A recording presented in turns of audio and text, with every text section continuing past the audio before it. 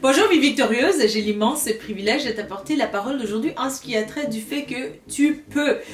Père très saint, je te remercie pour ce temps, merci pour ta bonté et compassion et miséricorde. Seigneur, tu es le roi de gloire, l'ami fidèle, le Dieu toujours présent qui s'occupe de nous, qui est là, qui est avec nous en tout temps. Seigneur, tu ne cesses d'augmenter nos forces, tu ne cesses, Seigneur mon Dieu, de vraiment subvenir à tous nos besoins. Merci pour qui tu es. Merci parce que tu ne t'es pas arrêté juste au salut, à l'œuvre de rédemption, Seigneur mon Dieu, mais tu es d'actualité aujourd'hui, Seigneur, au fait que tu étends ta main, Seigneur, pour vraiment rencontrer nos besoins à tout chacun d'entre nous. Nous te louons, je te loue vraiment de tout mon cœur pour tes bontés et cela, Seigneur, vraiment c'est merveilleux pour tout ce que tu fais pour nous. Je te bénis et te remercie, Papa, au nom de Jésus, Amen. Merci, glorieux Saint-Esprit, de ce que tu es là et que tu nous aides en toutes choses. À toi la gloire. Amen. Amen. Donc, je peux est vraiment une dynamique qui est très agréable à Dieu. Donc, parce que souvent, Dieu, il nous appelle à certaines choses et nous, on a tendance, comme un peu aussi à Gédéon, à regarder à notre contexte, vraiment des circonstances, qu'est-ce qui se passe et notre contexte familial, surtout aussi, donc comme c'était dans le cas de Gédéon.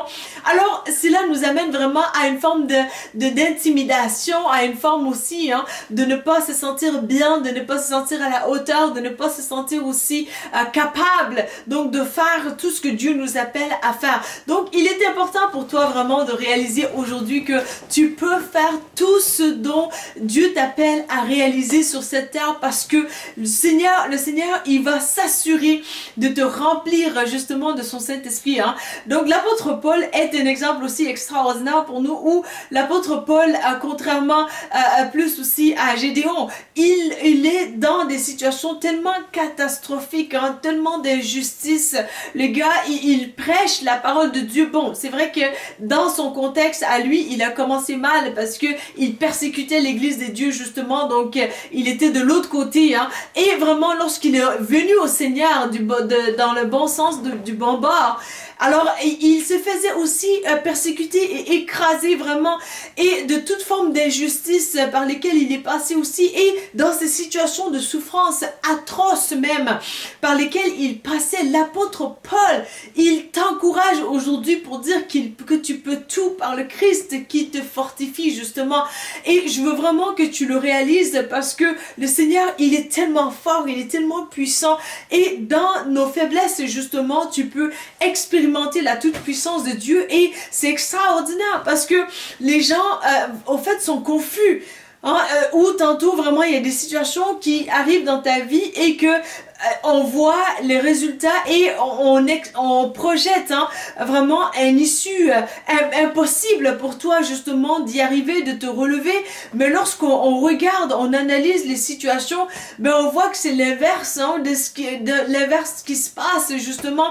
Et donc au lieu d'être abattu, d'être vraiment perdu et de succomber même vers la maladie ou la mort, mais toi tu excelles et tu es une inspiration pour des gens justement.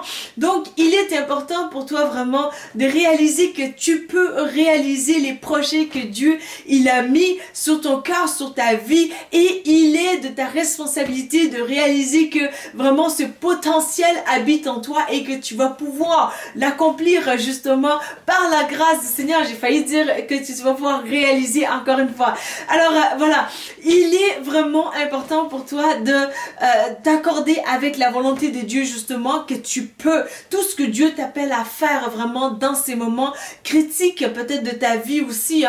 Beaucoup d'entre nous, on s'est vraiment aussi mindé, en fait on s'est dirigé dans la direction du fait que ben c'est l'automne, ben alors c'est gris, ben alors j'ai moins d'énergie. Donc on s'est dit ces phénomènes, en fait on s'est raconter ces histoires-là tellement longtemps que ça finit par faire en sorte que lorsque l'automne arrive, automatiquement, hein, beaucoup d'entre nous, on baisse le niveau d'énergie justement et on n'a pas cette énergie-là. Mais le Seigneur te dit aujourd'hui, tu es capable d'avoir l'énergie dont tu as besoin d'avoir. La joie qu'il te donne, c'est ta force. Et cette force justement va te permettre d'accomplir tellement de choses que tu n'es pas capable de faire par toi seul sans le Seigneur. Il va sans dire que le je peux, hein. Quand je dis je peux, c'est parce que ce n'est plus toi qui vis, mais le Christ qui vit en toi. Donc ça fait que lorsque le Christ habite en nous, il nous rend capable de faire des choses qui sont humainement impossibles justement. Alors vraiment les projets que Dieu te met à cœur aujourd'hui, tu vas pouvoir les réaliser et tu vas pouvoir les réaliser aussi en faisant taire les voix mensongères, des voix de l'ennemi, des voix qui sont contraires à la volonté de Dieu justement pour toi. Donc c'est vraiment crucial parce que lorsque tu te laisses abattre ou bien tu te laisses entretenir par des pensées ou des paroles négatives ou des gens qui ne peuvent pas comprendre la puissance de Dieu qui est vraiment qui est une source de force, qui est une source aussi de joie, une source de persévérance, une source d'espoir, une source aussi d'accomplissement pour nous qui sommes croyants. Mais alors n'adhère pas à leur voix, n'adhère pas à leurs pensées parce qu'ils ne peuvent pas le comprendre justement. Alors pour toi qui crois vraiment, c'est l'exploit, c'est la chose la plus extraordinaire et tu vas pouvoir réaliser des choses extraordinaires parce que tu sais quoi, lorsque tu as un Dieu qui n'agit que dans le possible, ben je veux t'encourager vraiment à changer vraiment d'optique, à changer de mentalité parce que ou à changer de Dieu parce que si ce n'est pas le Christ, hein, tu vas pouvoir comprendre que en fait, des faux dieux, ben, tu vas pouvoir toi-même les ramasser et les jeter même parfois, hein, comme un peu dans la Bible par rapport à Laban. Hein, Laban qui avait des faux dieux et tout, et puis ben là, en fait, il accuse un peu plus Jacob et sa femme pour dire, ben, est-ce que vous avez pris mes dieux et tout. Donc si quelqu'un peut vraiment prendre tes dieux et les voler, ben, je pense qu'il a lieu de changer plus d'avis et de te dire vraiment que tes dieux ne peuvent pas te protéger, ne peuvent pas non plus subvenir à tes besoins, ne peuvent pas te donner la force justement. Alors que à l'inverse vraiment, dans le Christ, vraiment lorsque nous sommes faibles, c'est alors que nous sommes forts. Alors dans ta faiblesse maintenant, c'est là où le Christ manifeste sa toute puissance et il va sans dire que toi tu as besoin d'adhérer à sa mentalité, à l'intelligence parce que l'ignorance justement peut te faire croire l'inverse, mais lorsque tu adhères à la saine intelligence de la parole justement, tu vas découvrir cette puissance extraordinaire dans les moments de faiblesse où tu dois être littéralement terrassé. Il y a une puissance extraordinaire, il y a une force, mais aussi l'accomplissement magnifique qui se réalise justement au bout du tunnel, justement où le tunnel où il y avait tellement que de noirceur, mais au bout, lorsque le Christ apparaît, la lumière qui apparaît, ça va te permettre vraiment de continuer encore plus et d'avoir encore plus d'énergie, le plus de vouloir. Donc tu peux réaliser ce que Dieu t'appelle à réaliser aujourd'hui. Je veux t'encourager au fait de vraiment mettre de côté des mensonges de l'ennemi justement par un peu une petite lecture tirée du livre de Normand Baillargeon. Donc c'était, je crois bien, un journaliste. Donc ça dit petit cours d'autodéfense intellectuelle. C'est un livre très connu au Québec d'ailleurs. Donc illustration de Sharp, je crois. Et donc à la page un peu plus 93, il est dit ce fait. Donc il semble qu'on entreprit au 18e siècle d'organiser une rencontre entre Leonhard Euler, donc 1707 et 1783, généralement reconnu comme un des plus grands mathématiciens de tous les temps, et Denis Diderot, le chef de file des encyclopédistes. Donc, or, Euler était profondément chrétien. Tandis que Diderot était renommé pour ses positions matérialistes et réputé athée. Euler, dit-on, consentit finalement à la rencontre qui eut lieu à la cour des tsars des Russies. Au moment où Diderot y séjournait, on se demandait fébrilement comment allait se dérouler le face-à-face de ces deux titans de la pensée, et on craignait le pire. L'histoire rapporte qu'en arrivant à la cour, le mathématicien alla droit vers Diderot et lui lança. Donc Euler, qui est chrétien, dit à Diderot: Monsieur, A plus Bn, entre parenthèses, sur N égale X. Donc, Dieu existe. Répondez. Diderot avait jusque-là attaqué et mis en pièce de nombreux arguments philosophiques ou théologiques avancés en faveur de l'existence de Dieu. Cette fois, cependant, le philosophe fut incapable de répondre quoi que ce soit pour l'excellente raison qu'il ne comprenait pas ce que Euler venait d'affirmer. Et aussi, il faut le supposer parce qu'il se sentait humilié d'avoir à l'admettre. Donc, dans ton cas aujourd'hui, il y a des gens peut-être qui t'ont causé du tort, mais beaucoup de tort. Parce qu'ils sont tellement peut-être avancés dans leur situation, en fait, qui se sont entêtés vraiment, qui sont humiliés, mais qui ont honte d'avouer leur tort, justement. Mais toi, le Seigneur, il te dit vraiment: fais-moi confiance et ne te définis pas par ces situations-là, par des choses qui ont été dites sur toi, qui sont contraires à la parole de Dieu, qui vont à l'encontre de la saine doctrine de Dieu, qui vont à l'encontre de la connaissance de Dieu. Parce que dans ces contextes-là, ça a beau être peut-être une légende urbaine, qu'on n'a pas la certitude que cette bataille-là a eu lieu ou pas, mais je peux te garantir vraiment que dans ta foi chrétienne aujourd'hui, tu peux avoir déjà rencontré de ces situations-là où justement les gens te diront: ben voilà, on comprend pas ta manière là, toi là, tu as beau peut-être être intellectuellement une personne vraiment cadrée, hein, mais nous on comprend pas ton langage. Ben justement parce que Jésus, il ne se cache pas, il a dit que sa parole, en fait pour lui, en fait sa parole, sa manière, pour des gens qui ne comprennent pas, qui ne croient pas en sa parole, c'est pour ces gens-là, c'est une folie justement. Et ça, c'est théologiquement en fait fondé aussi dans la parole de Dieu. Donc pour nous, la foi qui est magnifique, donc pour ces gens-là, c'est une folie. Je peux interpréter peut-être plus par rapport à l'apôtre Paul, où il est dans une situation catastrophique, il est en prison, il est dans des situations tellement au fait qui doivent l'amener à la mort justement, parce que là où il était en prison justement, des jours c'est la canicule et la nuit vraiment c'est les grelots parce qu'il fait tellement froid. Donc c'est des endroits où on maintient les prisonniers tout simplement pour qu'ils arrivent à mourir tranquillement. Donc c'était des conditions de mort. Et l'apôtre Paul est dans ces conditions-là, mais il va agir dans la volonté de Dieu, il va servir le Seigneur.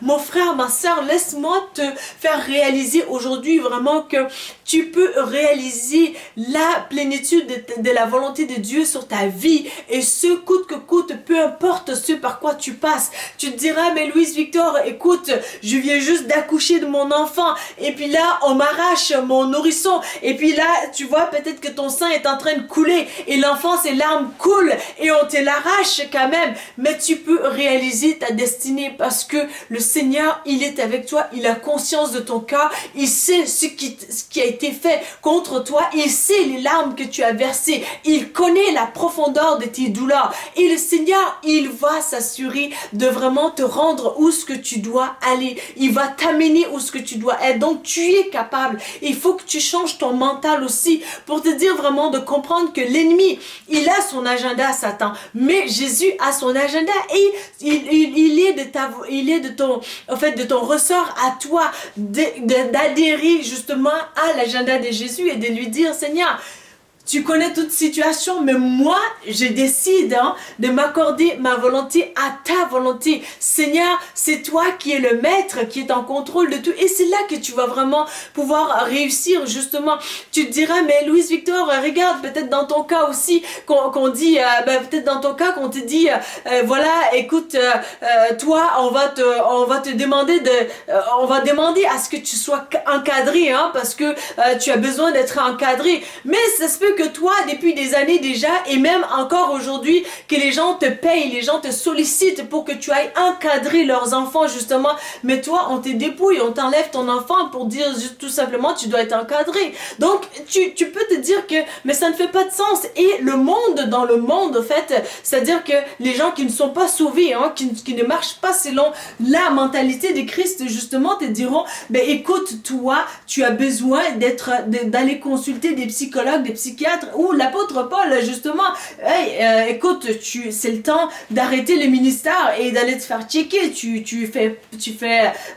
dois être en train de vivre la folie dure, parce que ce par quoi tu es passé, ce n'est pas en fait quelque chose de légère. Donc, on est conscient de ce qu'on t'a fait, mais l'apôtre Paul, il a su vraiment comprendre, décoder le langage de Dieu, qui est que lorsque nous sommes faibles, c'est alors que nous sommes forts. Et il n'y a pas une injustice qui est capable de surpasser la puissance de Dieu, parce qu'il est la justice puissante, justement, la justice complète, qui va vraiment s'assurer de te rendre justice. Là où tu dois aller, les livres que tu dois écrire, tu vas pouvoir les écrire, même en étant dans des conditions vraiment catastrophiques. Donc là, en fait, les messages que tu dois divulguer, tu vas pouvoir les divulguer, même en étant dans des situations où on dira vraiment, mais toi, on doit avoir pitié de toi, tu dois tout simplement vivre. Hey, femme, fais juste respirer, la vie a été tellement dure envers toi. Mais c'est là aussi que ils ne comprennent pas la puissance de Dieu qui te permet à toi d'avoir même un bonheur encore plus grand que eux ils ne peuvent avoir, parce que le Christ est tellement tout puissant, le Saint-Esprit en toi est un gestionnaire extraordinaire. Le Saint-Esprit s'occupe du fait que tu dois en rire, à une quantité de joie que tu dois avoir chaque jour. Le Saint-Esprit s'occupe du fait que l'hygiène que tu dois avoir est tellement importante aussi. Le Saint-Esprit s'occupe aussi de ton allure, de comment que tu te pares pour lui, que tu te fais du bien pour lui. Le Saint-Esprit s'occupe du fait que tu dois marcher presque à chaque jour, que tu dois t'entretenir bien sainement au niveau mental.